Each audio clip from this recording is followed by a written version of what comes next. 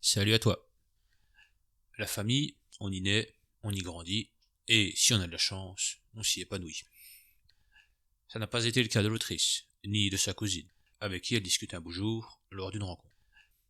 Les attouchements, les viols, l'inceste est chose banalisée dans leur enfance. Alors, elle se lance dans une enquête, pour voir si d'autres ont subi ça aussi. Peu à peu, au fil de leurs recherches, l'horreur leur apparaît. Leur famille entière, sous les apparences d'une famille riche, respectable et posée, se révèle être remplie de pervers et de victimes de pervers. L'autrice, c'est Sophie Chauveau. Elle est journaliste, romancière, biographe, actrice et j'en passe. Elle a écrit plus d'une trentaine de livres et, en 2016, elle publie donc aux éditions Gallimard La Fabrique des pervers, le livre dont je te parle aujourd'hui. Dans cette enquête, elle remonte à la source de cette contamination. Le livre commence 4 générations plus tôt, lors du siège de Paris où Arthur, son ancêtre, s'est enrichi de manière malhonnête, protégé par les autorités qui y trouvaient leur compte. S'enrichissant, protégé par une certaine immunité, il pose les premiers actes incestueux sans jamais être dérangé. Les traumatismes, l'impunité qu'offrent les apparences riches et respectables vont faire que, génération après génération, la perversion va fleurir, s'affirmer et devenir une norme dans cette famille. Les victimes deviennent bourreaux ou s'échappent dès que possible. Personne ne dit rien, personne ne fait rien. Tout le monde répète ces horreurs sur leurs enfants, leurs nièces, leurs cousines.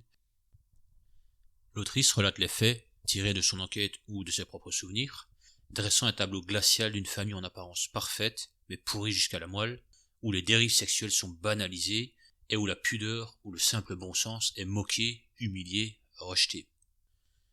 Sa plume, parfois poétique, parfois tranchante, mais toujours authentique, nous emmène avec elle dans ce récit qui est un cri du cœur, une façon de se libérer et une envie de dénoncer ces horreurs.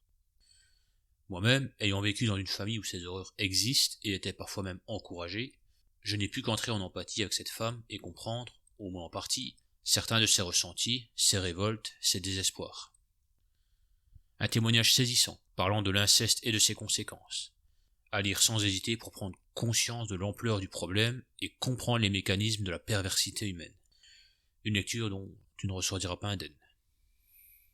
Je terminerai par une petite citation tirée du livre. Je cite. « Longtemps, la victime perçoit l'inceste comme normal. En l'absence d'informations démontrant que ce n'est ni normal ni socialement admis, comment, depuis son huis clos, pourrait-elle l'inventer? Aussi fait-elle sien le climat dans lequel tout baigne alentour, et finit-elle par s'y reconnaître, sans plus se demander si tout le monde vit les mêmes choses. Puisque sa mère ne voit rien, puisque personne dans son entourage n'y trouve rien à redire, comment s'en défendrait-elle » Fin de citation. Voilà qui termine cette brève sur ce livre que je te recommande fortement. À la prochaine, et surtout, que la curiosité t'accompagne.